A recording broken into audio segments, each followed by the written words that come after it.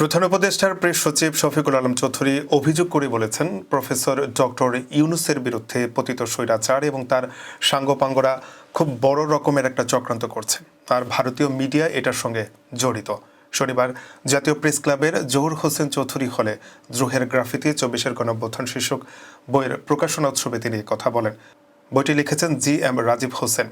শফিকুল আলম বলেন, ওদের তথা আওয়ামী লীগের মেসেজে ইউনূস হচ্ছে জঙ্গি লিডার, ইউনূসকে ঘিরে যারা আছে জঙ্গি লিডার। এটা কেন করছে জানেন? এটা খুবই ওয়েল কনস্ট্রাক্টেড ক্যাম্পেইন এবং এর সঙ্গে ভারতীয় মিডিয়াও জড়িত। মিলিয়নস অফ ডলার খরচ করছে হাসিনার অলিগার্কগুলো।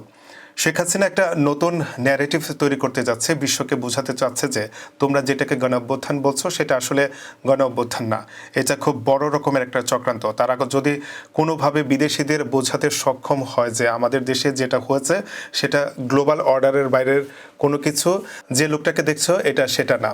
প্রেস সচিব বলেন, প্রফেসর ইউনূস পাবলিক লাইফে আছে ৬ দশক ধরে, তাকে সবাই চেনে, অথচ তাকে তারা এভাবে পোর্ট্রেট করছে।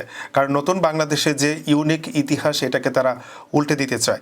এই কাজটা কিন্তু তারা আগে করেছে। পুরো ১৫ বছর কয়টা লেখক আছে যে ১৯৭৪-এর দুর্ভিক্ষ নিয়ে লিখেছে? কেউ নেই। শফিকুল আলম চৌধুরী বলেন, আপনাকে শোষণ করার মূল হাতিয়ার হলো আপনার ইতিহাসকে ভুলিয়ে দেওয়া। তারা নিপীড়ক, কিন্তু বিদেশে গিয়ে বলছে তারা নিপীড়িত।